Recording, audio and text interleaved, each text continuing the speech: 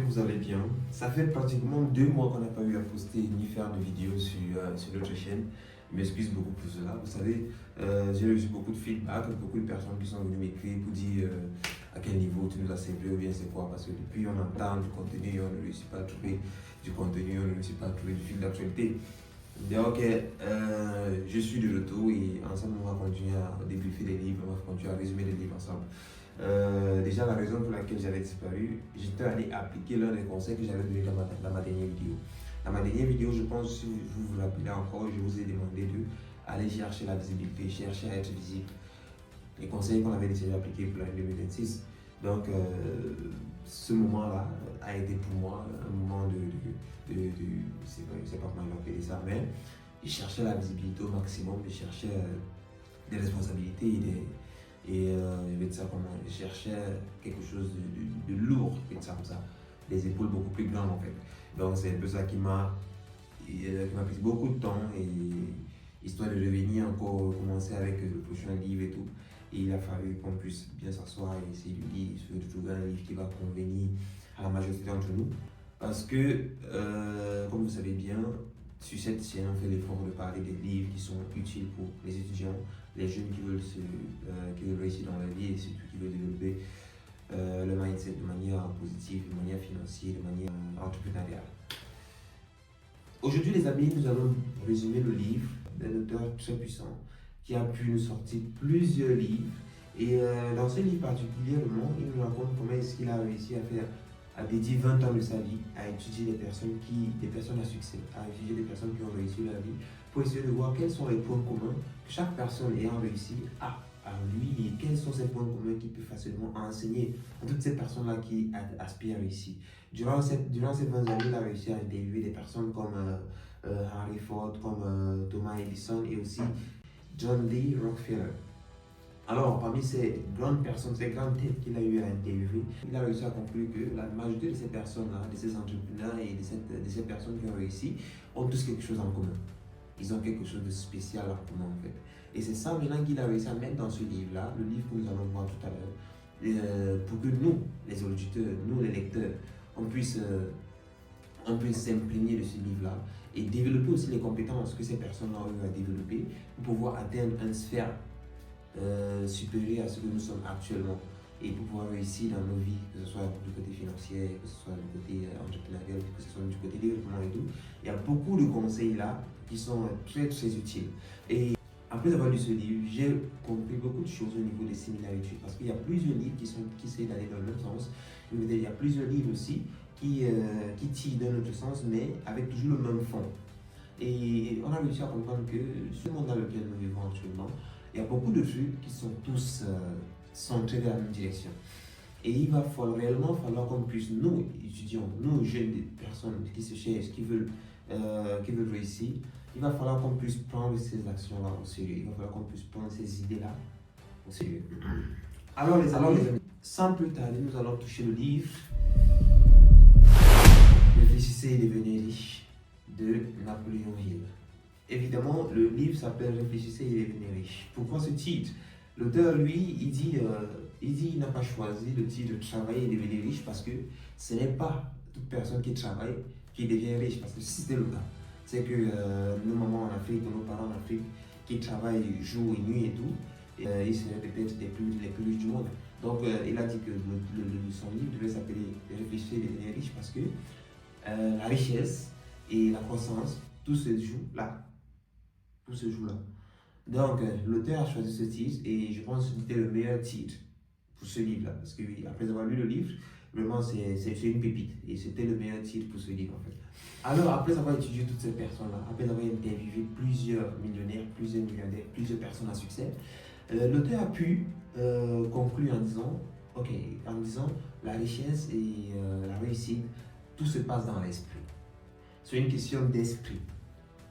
C'est une question d'esprit. Quand je parle d'esprit, les amis, ça me fait penser à un livre que j'avais lu et plusieurs personnes aussi que j'ai réussi à comprendre qui parlait de l'esprit, la puissance de l'esprit. À savoir, nous sommes tous maîtres de nos esprits et si tu réussis à croire en ce que ton esprit a la force, que ton esprit peut fournir, alors tu vas traverser des sphères, tu vas traverser beaucoup de choses, tu vas pouvoir surmonter beaucoup d'étapes parce que ta première force vient de toi. La première force vient de toi-même en fait. Donc, l'auteur Napoléon Hill a réussi à dire que toutes ces réalisations-là commencent d'abord par l'esprit. Lorsque l'esprit l'a déjà conçu, lorsque l'esprit l'a déjà aperçu et tout, la réalisation devient un claquement de doigts. La réalisation devient quelque chose de simple, de facile, de faisable en fait. La réalisation n'est juste que humaine. Sinon, tout se passe dans l'esprit. Tant que ton esprit est déjà adhère déjà à ce que tu fais, tant que ton esprit est déjà dans la même lancée avec ce que tu fais, adhère déjà, tant que tu as tout fait dans l'esprit, je pense que 70% du travail a été accompli. Personnellement, je pense que 70% du travail a été accompli avec ça en fait. Alors les amis, toujours dans ce livre-là, on a une histoire très très inspirante et qui enseigne beaucoup. Cette histoire-là, en fait, elle a réussi à nous montrer que la détermination, la résilience sont les clés de la réussite, à savoir une motivation forte, une détermination, une discipline et surtout croire en ses rêves en fait, sont des aspects très puissants à la réalisation de ses rêves en fait. Alors c'est l'histoire de Thomas Edison et d'Edwin Barnes. Edwin Barnes était un jeune chercheur qui se cherchait et tout, et il avait pour rêve de travailler avec Thomas Edison. Il avait pour mission dans sa vie à lui de travailler avec Thomas Edison. Alors, premièrement, il sortait d'une famille pas très aisée, et il n'avait pas les moyens non seulement de se déplacer pour aller vers où Thomas Edison travaillait. Il n'avait pas ces moyens-là, il n'était pas, même dans le transport, il n'y avait pas. Et malgré ça, il n'a pas baissé les rêves, il n'a pas baissé ses rêves, il n'a pas abandonné son projet. Qu'est-ce qu'il a fait? Il a cherché un moyen d'arriver sur les lieux où il pouvait être en contact physique avec Thomas. Donc, qu'est-ce qui se passe? Ce qui se passe, c'est qu'il réussit à trouver un moyen de monter clandestinement dans un bus, dans un train. Et via le relais du train et tout, il arrive dans la ville en question et il réussit à trouver un petit boulot dans la boîte d'Edison. En travaillant pour Edison pendant ces moments-là, il gardait toujours en tête son objectif qui était clair, travailler avec Edison et pas pour Edison, parce qu'il est arrivé, il a trouvé un petit boulot, il travaillait pour Edison pendant ce moment-là, mais son objectif à lui était très clair, très très clair, travailler avec Edison et aussi pouvoir avoir ce gros nom en fait. Et il a réussi à avoir ce gros nom parce que Thomas Edison c'était quelqu'un de très réputé, très célèbre et tout. Et un moment arrive où Thomas Edison crée une machine qui était difficile à vendre, qui était compliquée à vendre. Et c'est alors là que Edwin Barnes prend sur lui la charge et la responsabilité de porter cette machine-là et de porter la vente de toutes ces machines-là en fait. Donc, Edwin réussit à prendre le premier échantillon de la machine et il réussit à faire une très bonne publicité sur ça et il la vend. Et c'est ainsi qu'il réclame à Edison de prendre tout le marché de ce produit-là en fait. Donc Thomas Edison lui offre la vente entière de la responsabilité. Thomas Edison lui offre la responsabilité entière de vendre toutes ces machines. Et c'est aussi qu'il réussit à vendre toutes ces machines-là et il quitte de simples employés pour travailler avec Thomas Edison. Ils ont réussi à trouver un terrain d'entente où les deux pouvaient travailler ensemble. Vous voyez qu'à la fin, il a su garder ses objectifs clairs, il a su être résilient parce qu'il ne voulait pas abandonner lors de la difficulté. Il a eu plusieurs difficultés au transport, la nutrition, le logement, beaucoup de trucs, beaucoup de difficultés. D'abord, trouver Edison n'était pas facile. Arriver chez Edison, trouver où vivre n'était pas facile. J'ai juste essayé de résumer l'histoire, mais sinon, si vous voulez peut-être l'histoire détaillée et tout, je vous invite à lire le livre Réfléchissez et devenez riche. Vous allez vraiment beaucoup comprendre certains trucs. Vous savez, ce sont des histoires marquantes ainsi qui réussissent à nous édifier sur plusieurs aspects de la vie, que ce soit la mentalité de l'homme, que ce soit les difficultés même de la société et tout. C'est en écoutant, même en lisant les histoires des autres qu'on réussit à avoir des connaissances qui vont nous aider. Alors, la leçon de cette histoire, c'est quoi? C'est que quand tu désires quelque chose de plus profond de toi, tu réussis toujours par trouver une opportunité. Quand tu désires quelque chose de plus profond de toi, quand tu désires quelque chose avec force, avec fermeté, tu réussis à trouver une opportunité. Donc, ça, c'est la leçon de cette histoire personnellement. C'est la leçon personnelle que j'ai réussi à à trouver pour cette histoire particulièrement. Il y a d'autres histoires, mais pour ne pas faire cette vidéo trop longue, on va directement passer au point essentiel du livre. Comme on a l'habitude, à notre coutume bien sûr, on va passer au point essentiel du livre. Il y a plusieurs points essentiels de ce livre qu'on a pu tirer, parce que c'est d'abord un livre qui a beaucoup de contenu et on a réussi à tirer plusieurs points essentiels. Le premier point essentiel, les amis, c'est le désir. Le premier point essentiel, c'est le désir. Ensuite, on a quoi? On a la foi. Après la foi, qu'est-ce qui vient? L'autosuggestion. Après l'autosuggestion, les amis, on va voir la connaissance spécialisée. Après la connaissance spécialisée, nous avons l'imagination. L'imagination. Après l'imagination, on va voir le plan organisé. Après le plan organisé, qu'est-ce qu'on peut encore voir? On va voir la décision. Après ça, qu'est-ce qu'on voit? On voit la persévérance. Après ça, qu'est-ce qu'on voit? On voit le cerveau collectif, le mindset. On voit le mindset. Toutes ces personnes-là qui ont réussi dans leur vie, ils ont tous un mindset commun. Donc, on va voir le mindset qu'ils ont différent. Et après ce 9e point, les amis, nous allons voir 5 autres points que j'aimerais que vous puissiez garder cela en tête. Et ce sont ces points-là que j'ai préféré mettre à la fin de la vidéo, que vous puissiez garder cela en vous comme cadeau de ce livre-là, Réfléchissez et devenez riche. Alors maintenant, on passe au premier point. Le premier point qui est le désir. L'auteur dans son livre, il vient nous dire que réussir, c'est très vague. Vouloir réussir, c'est quelque chose de très vague. Il faut avoir un désir fixe. Il faut avoir un désir précis et concis. Il faut pouvoir savoir ce que tu veux et savoir aussi que, ok, pour atteindre ce que je veux, je dois faire X, Y, Z. Donc, l'auteur dans ce livre, il nous dit que d'avoir un désir de réussir, ou bien un désir d'avoir un désir vague comme avoir de l'argent, c'est préférable de mettre un montant fixe et se donner les moyens d'avoir ce montant-là et aussi un délai pour avoir ce montant. Donc le désir, c'est faire tout ce qu'on peut faire pour avoir notre objectif clé. Et le deuxième point, les amis, c'est la foi. Bien sûr, la foi. Croire exactement que ce que tu désires peut se réaliser, c'est quelque chose de tellement puissant. Tellement puissant. Je vais parler de ça dans les autres points de la vidéo. C'est quelque chose de tellement puissant. Croire en soi, croire en toi et croire en ce que tes désirs et croire en que tes désirs vont se réaliser, c'est vraiment nécessaire. Donc la foi en soi est très très importante. La foi en soi est très importante. Il faut pouvoir croire que ok, ce montant-là que je me suis fixé, disons 10 millions d'euros que je me suis fixé à réaliser ou atteindre, ce montant-là est atteignable en fait. Je peux le faire. Je peux le faire, il suffit de trouver la technique, il suffit de trouver le moyen idéal pour le faire et je vais le faire. Et je vais trouver ce moyen-là. C'est exactement ce que l'auteur nous dit dans son livre, dans la section. Il vient nous dire.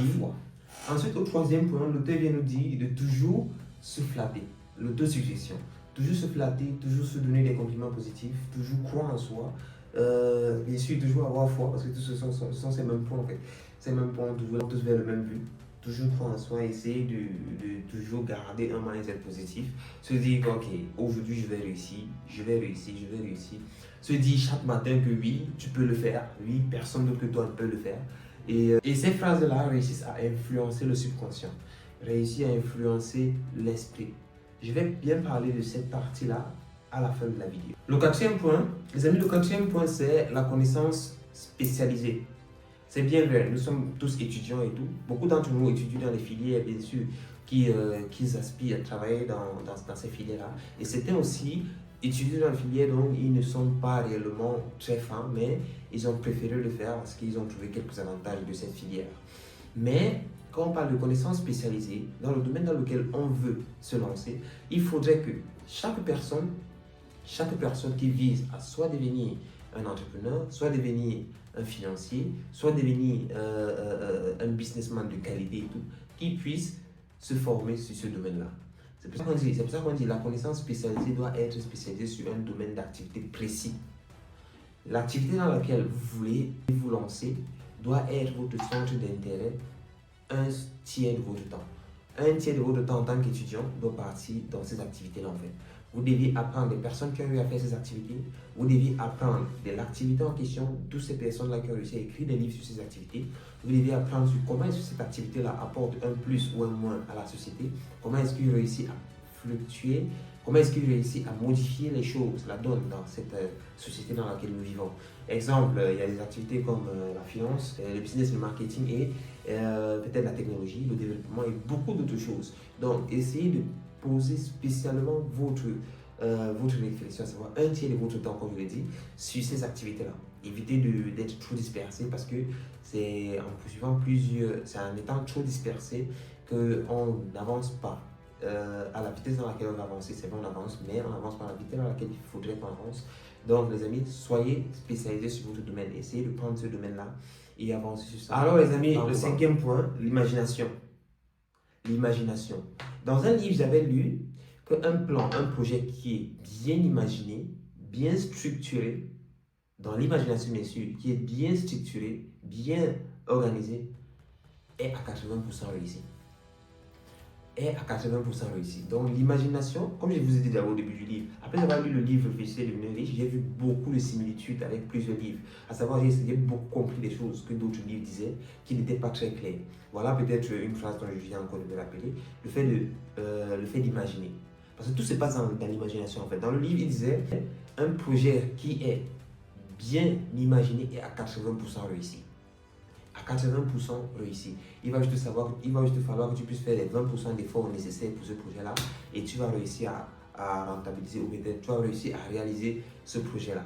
Donc, les amis, l'imagination est très très importante. Il ne faudrait pas imaginer des trucs impossibles aussi. Donc, c'est pas parce qu'on vous demande d'imaginer que vous allez aller imaginer des choses impossibles et vous allez nuire à votre imagination, à votre cerveau et tout. Donc, les amis, laissez votre cerveau travailler. Imaginez des idées d'entreprise, des idées de business.